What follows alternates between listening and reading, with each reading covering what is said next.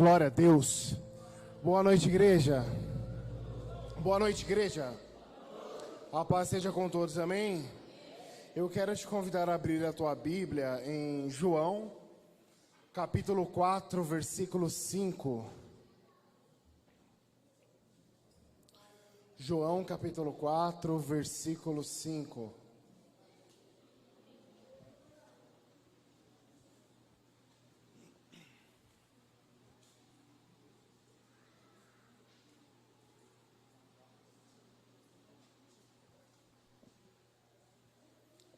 Glória a Deus. João capítulo 4, versículo 5.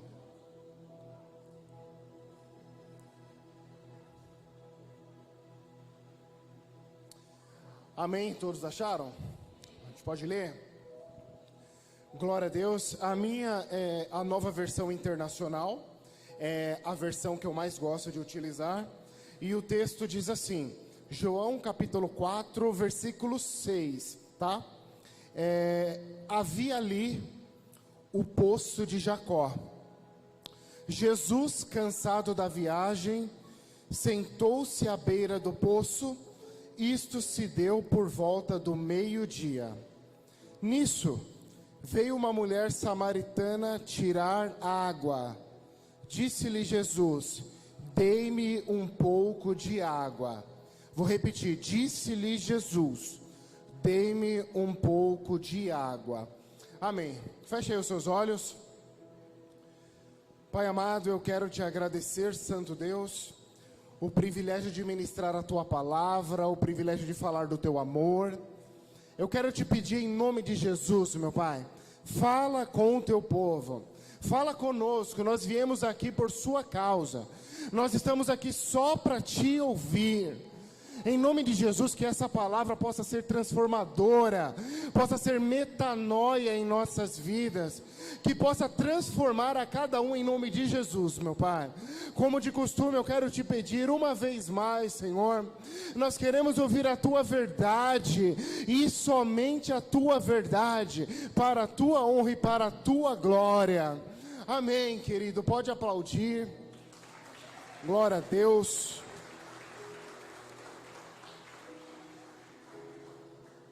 Pode se sentar, pode ficar à vontade aí no teu lugar. Glória a Deus. Para mim é sempre uma grande honra ministrar a palavra do Senhor. E uma palavra, como eu gosto de dizer, transformadora. Uma palavra que, de acordo com o autor de Hebreus, é viva e eficaz. Uma palavra que é mais afiada do que qualquer espada de dois gumes, pois ela penetra até o ponto de dividir a alma e o espírito, juntas e medulas, e julga os pensamentos e as intenções do coração.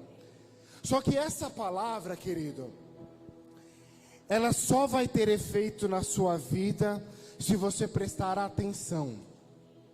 Se você destinar todo o seu foco a ministração da palavra de Deus, porque Deus, Ele quer falar conosco, amém? Então eu sei que é difícil às vezes não se levantar, é difícil às vezes não dar aquela conversadinha, é difícil resistir à tentação de dar só uma espiadinha no celular, não é? Mas eu estou certo que nenhum acontecimento no mundo será mais importante do que Jesus falando diretamente com você. Amém, meu querido? Então hoje eu vou contar uma história de um acontecimento muito aleatório, um acontecimento muito inusitado dentro da rotina de uma mulher. Sabe o que eu quero dizer? Sabe aquela atividade que você faz sem pensar, porque você já está tão acostumado que você não precisa nem mais pensar para fazer? Eu, por exemplo, diariamente, eu faço o mesmo caminho de bicicleta até a estação de trem, e é sempre o mesmo caminho, e nunca tem nada de diferente. Eu faço sem pensar, eu simplesmente faço.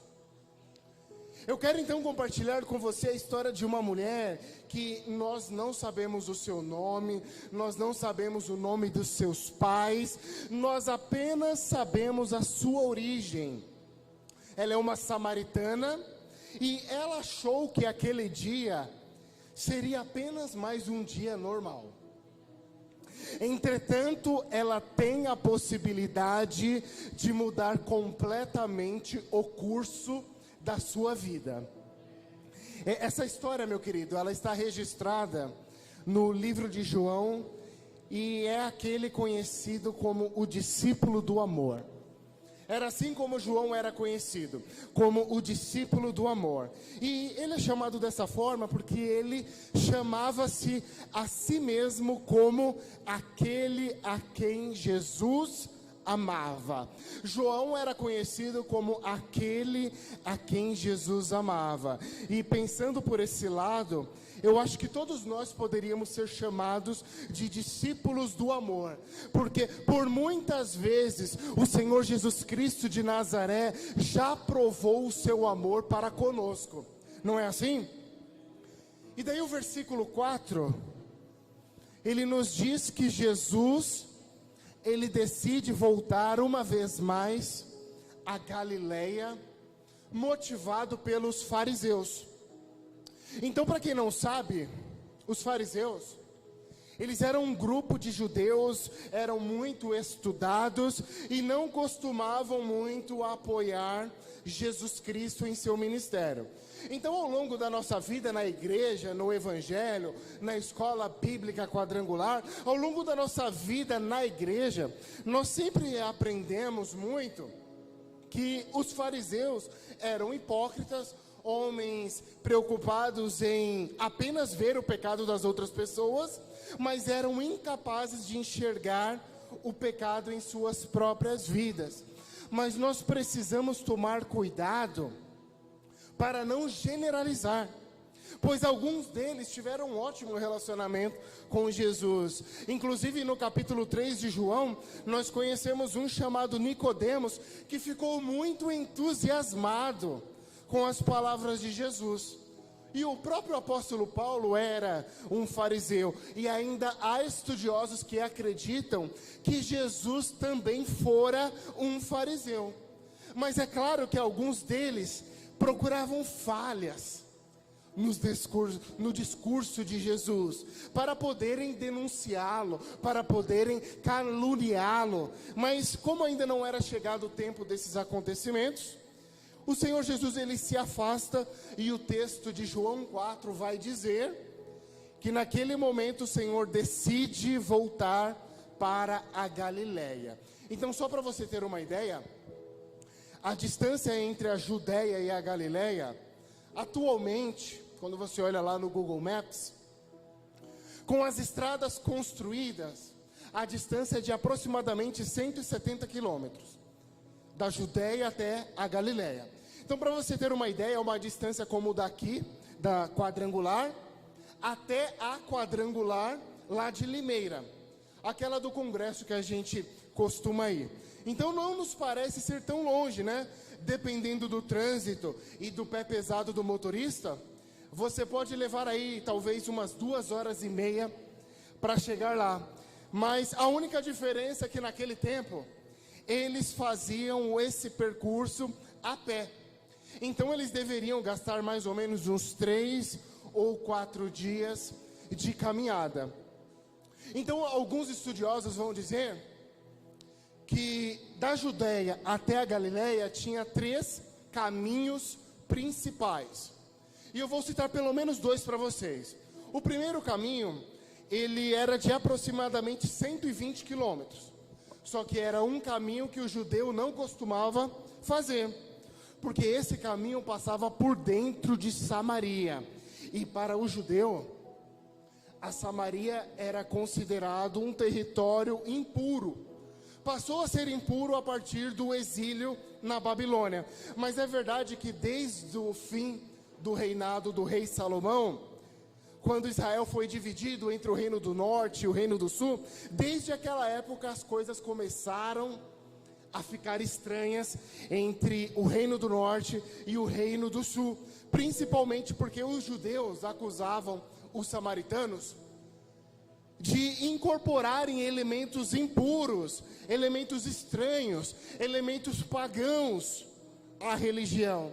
Então, basicamente, o judeu odeia o samaritano, e como eu disse, passar por dentro de Samaria era algo impraticável ao judeu do tempo de Jesus. Só que tinha um segundo caminho. Nesse segundo caminho tinha aproximadamente 150 quilômetros. Ou seja, são 30 quilômetros a mais, são 30 quilômetros mais longe, que o judeu escolhia andar, só para não correr o risco de cruzar com um samaritano. Então o judeu não era só aquele que atravessava a rua quando ele via um samaritano. O judeu era aquele que escolhia andar 30 quilômetros a mais, só para não ver um samaritano. Era assim que eles eram bem amáveis. Era assim que eles faziam. Agora, por que eu entrei nesses detalhes? Porque o versículo 4, ele vai dizer assim, ó: era-lhe necessário passar por Samaria. Era-lhe necessário passar por Samaria. Só que a pergunta que fica é: por que era-lhe necessário? O que pode ser mais importante para um judeu do que odiar um samaritano? Mais importante do que odiar um samaritano é amar um samaritano. Mais importante do que a rivalidade e mais importante do que qualquer outra coisa para Jesus é a salvação de um pecador. Então escute bem, você não está aqui por acaso, você não está aqui só porque você não tinha nada melhor para fazer domingo à noite. Você está aqui porque era necessário que estivesse, é necessário estar, porque o próprio Senhor Jesus Cristo de Nazaré marcou o encontro com você. E o texto ele nos diz que Jesus ele chega em Samaria, em uma cidade chamada Sicar. E ali muito próximo tinha um poço histórico, que diziam que o próprio Jacó fora o dono daquele poço. Então Jesus, cansado da viagem, sentou-se à beira do poço. E o texto sagrado nos diz que era por volta da hora sexta, isto é, por volta do meio-dia. E o versículo 7 ele nos conta a respeito de um encontro muito inusitado. Eu quero que você acompanhe comigo com empolgação. Olha o que ele diz: nisso veio uma mulher samaritana tirar água. Disse-lhe Jesus: dê-me um pouco de água. Os seus discípulos tinham ido à cidade comprar comida.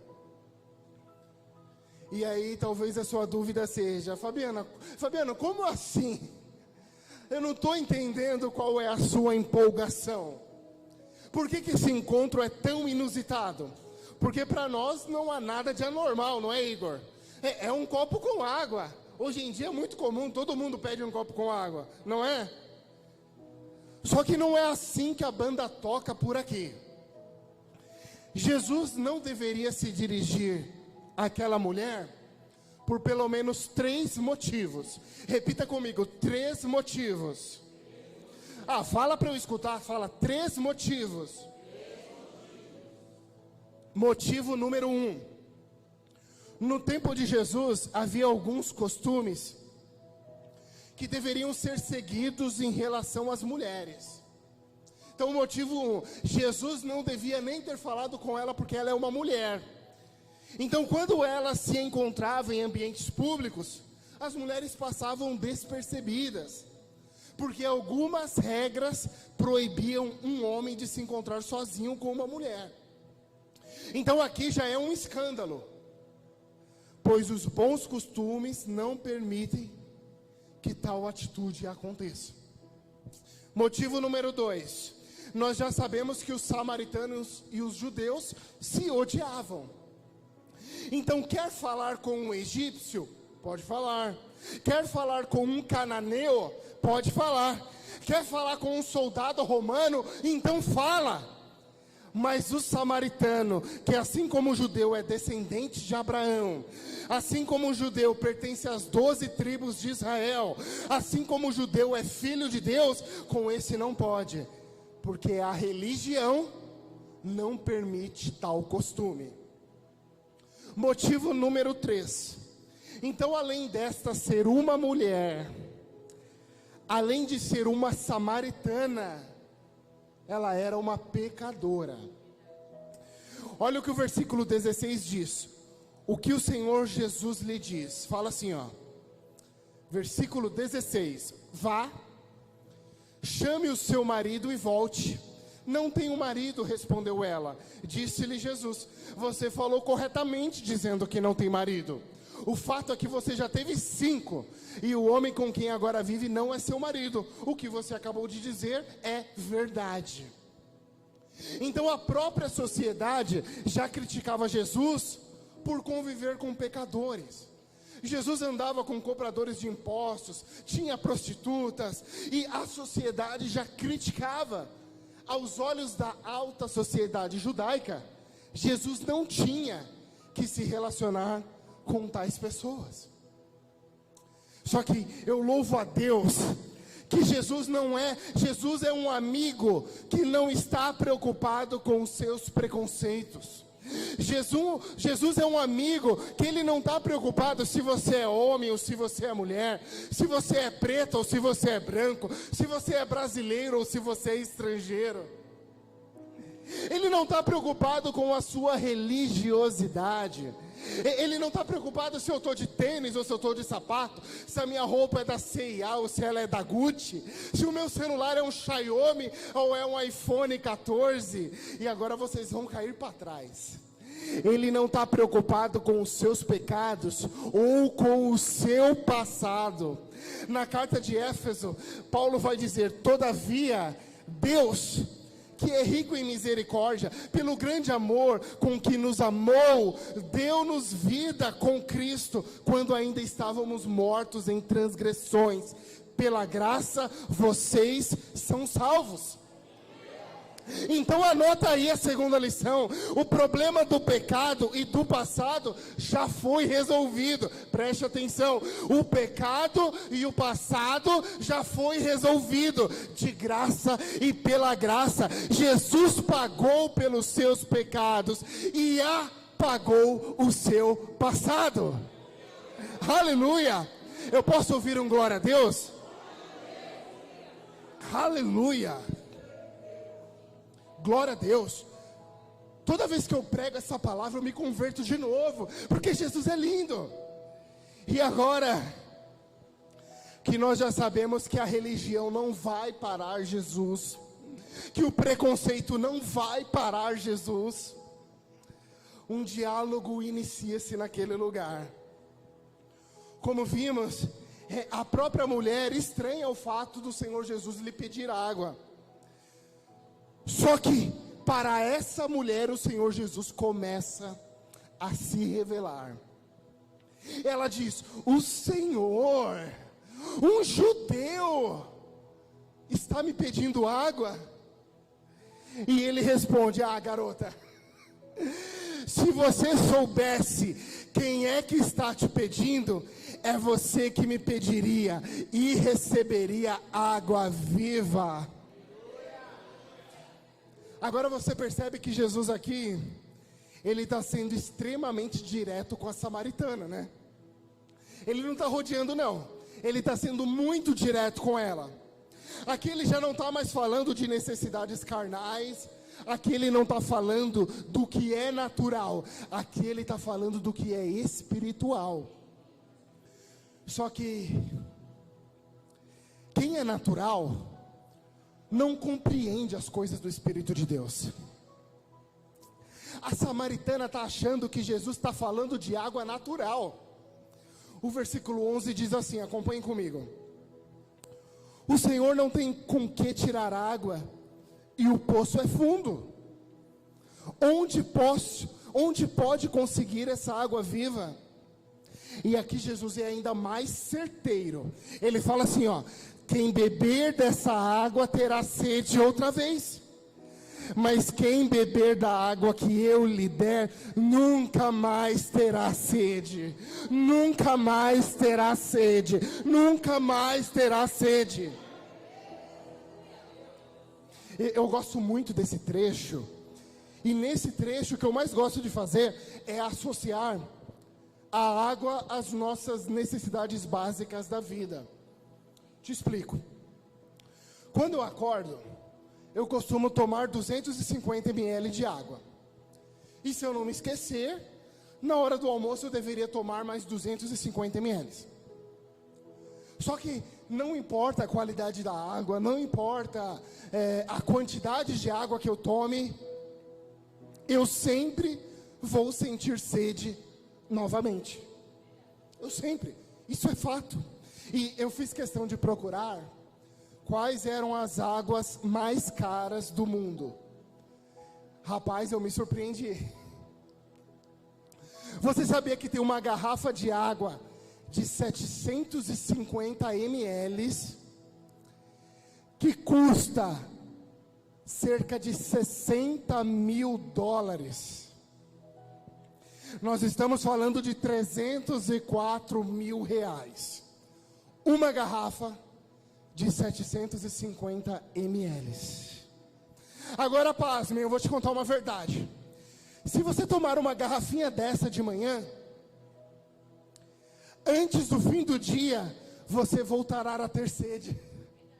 Porque ela não vai exterminar a sua sede. Ela não pode tirar a sua sede eternamente. E a mesma coisa acontece com as coisas que não são básicas, com as coisas que são supérfluas. Te explico. Então imagine que hoje você está querendo comprar um carro, tá? Aí você aperta daqui, você aperta dali, você faz uma economia. E hoje, domingo, você conseguiu comprar o seu carro. E aí agora você está levando o seu carro para casa e você pensa: uau, eu estou muito feliz com esse carro. Eu devo ficar com ele bastante tempo. Durante muito tempo eu não vou precisar trocar de carro. Lê do engano, não é? Porque amanhã mesmo você vai abrir o aplicativo da OLX, o aplicativo da Web Motors, o aplicativo do iCarros, para começar a pensar no próximo passo. Porque nós somos assim, nós somos insaciáveis. Eu lembro da pastora quando comprou o Fiesta, falou para mim: eu tô doida para pegar um novo boleto, um novo carnê, não é? Sabe aquele emprego, aquele que você está disputando? Sabe aquela promoção que você quer? Imagine que ela aconteceu hoje. Uau! Glória a Deus, eu fui promovido. E aí você começa a pensar: nossa, agora todo mês vai sobrar uma graninha. E sabe o que eu vou fazer? Eu vou guardar. Eu vou investir no Tesouro Direto. Eu vou fazer um CDB. Eu vou comprar umas ações. Eu vou diversificar os meus investimentos. Só que no mês que vem a gente já está precisando de outra promoção. Porque a gente já gastou o que a gente tinha e o que a gente vai ganhar. É ou não é verdade? Porque nós somos assim. Somos insaciáveis. Nós vivemos com sede. Só que Jesus está dizendo: quem beber desta água terá sede outra vez. Ele está falando assim, ó: quem beber dessa água terá sede outra vez. Mas quem beber da água que eu lhe der, nunca mais terá sede. Aleluia! Glória a Deus! Aleluia! Diante da revelação de Jesus, me parece que a samaritana começa a entender. Está começando a cair a ficha da mulher. O versículo 15 diz assim: Senhor, dê-me dessa água, para que eu não tenha mais sede, nem precise voltar aqui para tirar água. Então, quando eu leio, Senhor, dê-me dessa água, para que eu não tenha mais sede, o meu coração se alegra. Ela está entendendo do que Jesus está falando. Mas aí eu leio, para que eu não tenha mais sede, e nem precise voltar aqui para tirar a água. Aí meu coração se entristece. Poxa, será que ela ainda não entendeu? Será que ela ainda está pensando que Jesus está falando de natural? E aí eu comecei a refletir na frase, nem precise voltar aqui para tirar a água. Nem precise voltar aqui para tirar a água. Me parece que o problema era voltar ao poço para tirar a água. E o que nós sabemos em relação a isso? Quase nada. Nós sabemos que era meio-dia. Então quem trabalha com o clima, com o tempo, nos diz que meio-dia é o pico de radiação. Então é extremamente quente nesse horário. Então um dia ensolarado, o pico de radiação é ao meio-dia. Então eu imagino que no tempo de Jesus, as pessoas preferiam fazer as suas obrigações antes do meio-dia, ou talvez bem depois do meio-dia, por conta do sol quente. Mas a despeito do cenário, a samaritana chega lá exatamente ao meio-dia. Então o texto ele não nos diz o motivo, o texto não fala o porquê, mas muitos acreditam que a sua intenção era de não encontrar com ninguém no caminho. Então talvez o tipo de vida que aquela mulher levava não lhe fosse motivo de orgulho. Por essa razão, o seu desejo talvez não fosse de não ter mais sede, mas sim de não mais precisar ir ao poço, de não mais encarar os julgamentos das pessoas, de não mais ser apontada como uma mulher desonrada, como uma mulher sem honra. Talvez o seu desejo fosse se esconder e de não ser mais vista. Talvez o seu desejo fosse de sumir da face da terra. E deixa eu te falar uma coisa. Infelizmente essa é a vontade de muita gente. Tem muita gente desistindo de viver por causa de uma situação parecida com essa. Porque é isso que o pecado faz. É isso que o pecado faz com as pessoas.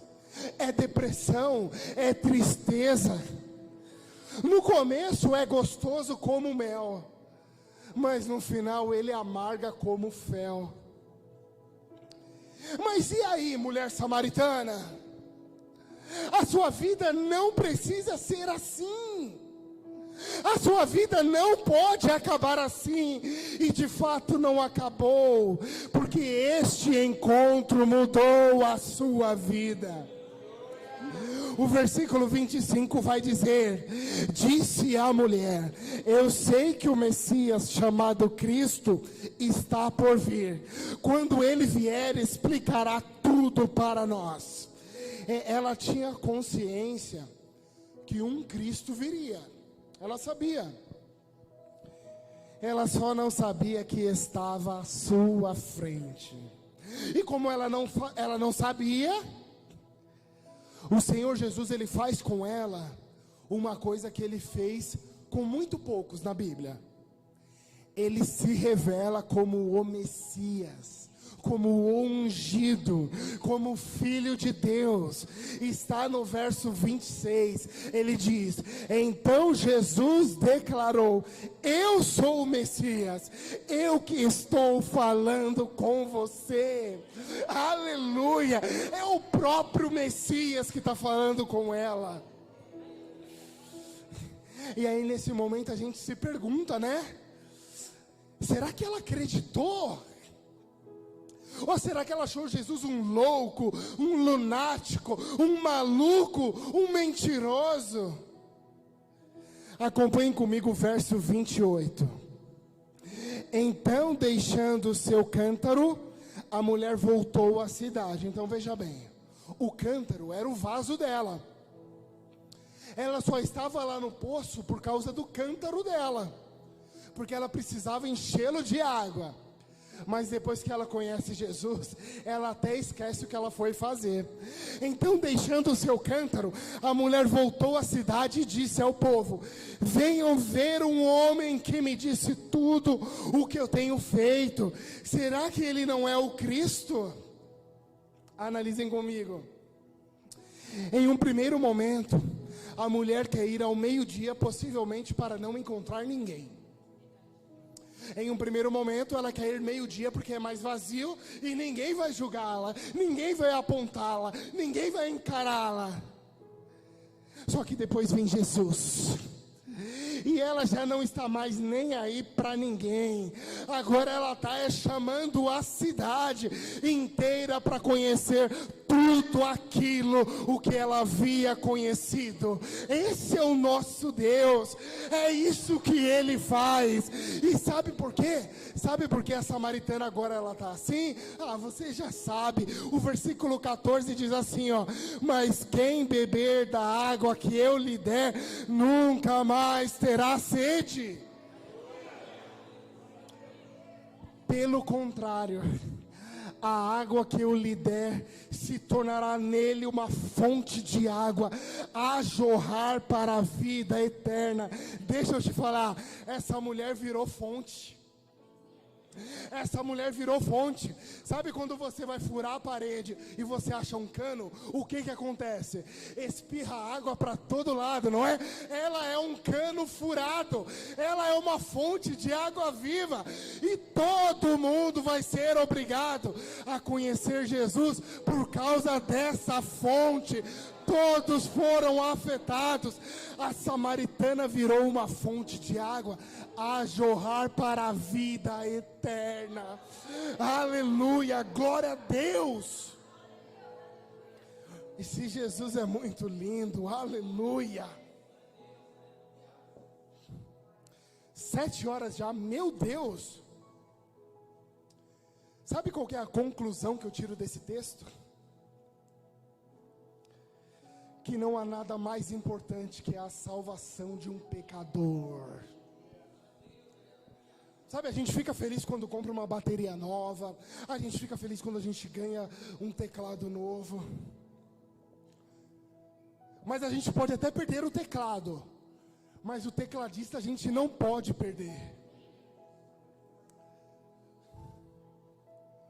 A gente pode perder o microfone, mas quem fala nele a gente não pode perder. A gente tem que tomar cuidado com as pessoas. Mais importante do que qualquer coisa são as pessoas. Não há nada mais importante do que a salvação do pecador.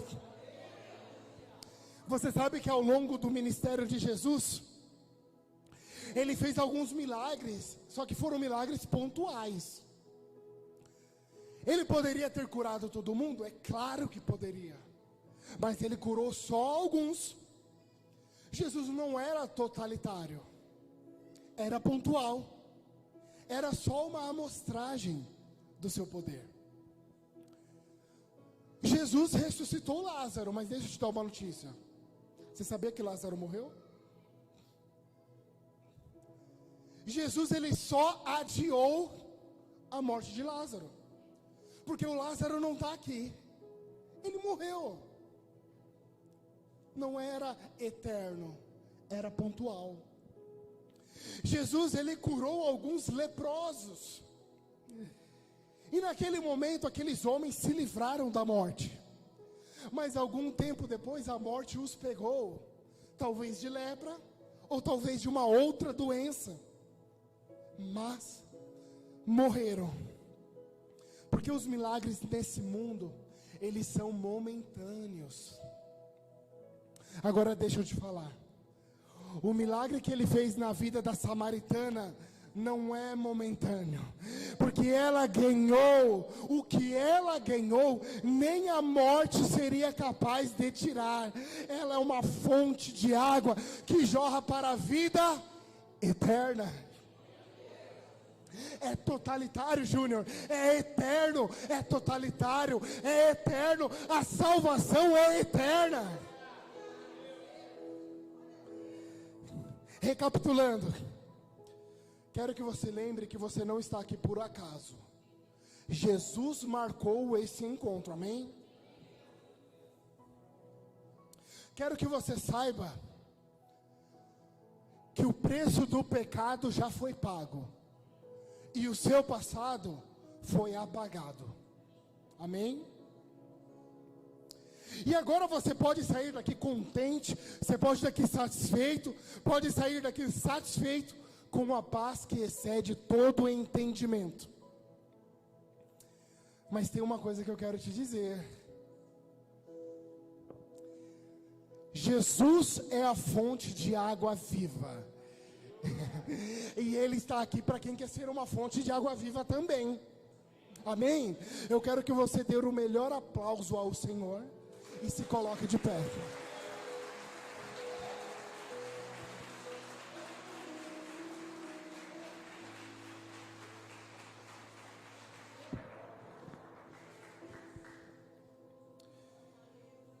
Querido, feche aí os seus olhos. Hoje nós estamos num número reduzido de pessoas. Eu não sei se tem alguém aqui que ainda não conhece Jesus. Eu não sei se tem alguém aqui que está afastado dos caminhos do Senhor. Mas vou te falar, aqui tem uma fonte que quer te saciar para a eternidade. Você sabia que o mundo busca ser saciado? O mundo busca ser saciado. Uma pessoa que entra no mundo das drogas, ela nunca começa com o crack. Ela sempre começa com coisas mais leves. E aí ela vai evoluindo, ela vai evoluindo, ela vai evoluindo, até quando ela percebe, ela está lá na Cracolândia, totalmente dominada pelo vício. Isso é a busca do mundo para ser saciado. Só que eu conheço um monte de gente aqui que já foi saciado de outra forma e não volta atrás por nenhum dinheiro do mundo. Jesus quer te saciar, querido. Feche os seus olhos. Se você quiser aceitar Jesus, vem aqui na frente. O Senhor, Ele quer falar com você. O Senhor, Ele quer mudar a tua vida. O Senhor, Ele quer transformar a tua vida. Feche aí os seus olhos. Agora, se você já é cristão, se você já tem um relacionamento com o Senhor, feche aí os seus olhos. Adora o nome dEle. Adore o nome dEle, porque Ele mudou a tua vida. Glória a Deus.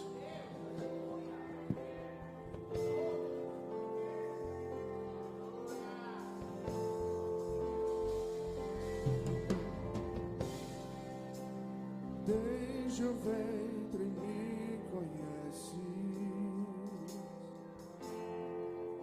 tu me escolhestes para ti,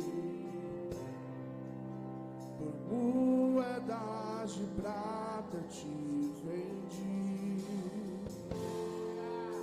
e mesmo assim se entregou por mim. Redentor,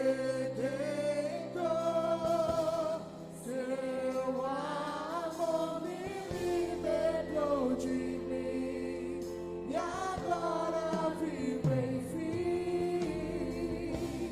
Redentor,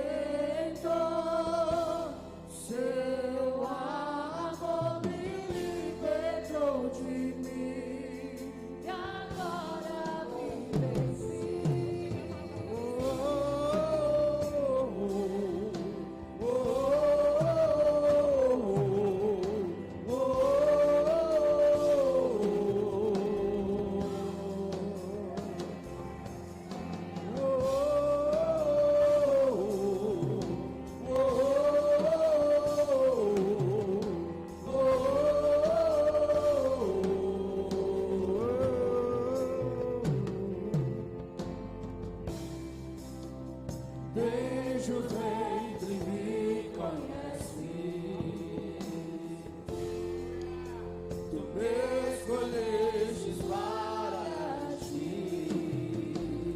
Glória a Deus.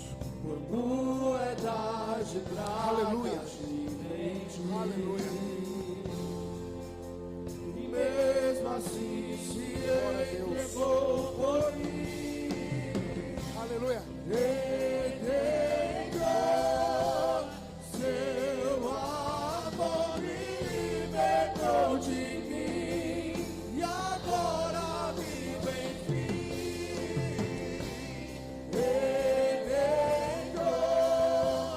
seu amor e libertou de mim. Aleluia. Glória a Deus.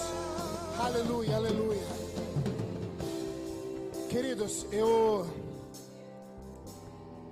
esses dias eu ouvi um podcast e estava falando de história.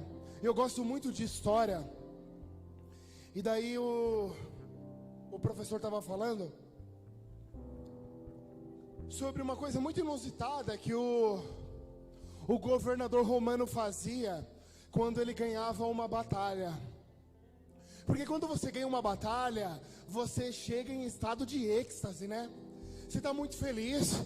E eu fico imaginando como que um presidente, um governador, um imperador sente-se feliz após ganhar uma guerra. E aí o governador romano, o imperador romano, ele andava naqueles carros chamados biga, né? E ele ia na frente, acenando para as pessoas. E atrás dele tinha um escravo que ficava falando para ele assim, ó: memento mori, memento mori. Sabe o que isso significa? O escravo falava para ele assim, ó: você não é eterno. A qualquer momento você pode morrer. Então mantenha os seus pés no chão. A qualquer momento você pode morrer. E eu acho muito interessante essa consciência que o imperador romano ele tinha. Porque a qualquer momento ele podia perder tudo aquilo que ele conquistou. Porque quando a gente morre, a gente não leva nada. O seu carro, não importa o carro que você dirige. Pode ser um i30, pode ser uma BMW, mas ela vai ficar. Não importa onde você mora, pode ser no Morumbi ou pode ser no Jardim das Oliveiras, a sua casa vai ficar. Memento mori, memento mori. A qualquer momento você pode morrer. Mas sabe o que aconteceu com essa samaritana? Ela podia morrer a qualquer momento, porque o que ela ganhou, nem a morte podia tirar. Aleluia, aleluia. E o que você ganhou, nada pode tirar. Ninguém pode tirar, ninguém pode tirar. Oh, eu quero te convidar a glorificar o nome do Senhor, porque o que Ele te deu é eterno. Aleluia. Aleluia, aleluia, aleluia, glória a Deus. Mas ao terceiro dia Ele ressuscitou. A culpa que era minha Ele em si levou. Mas ao terceiro dia Ele ressuscitou. A culpa que era minha Ele em si levou. Mas ao terceiro dia Ele ressuscitou. A culpa que era Glória a Deus. Ele em si levou.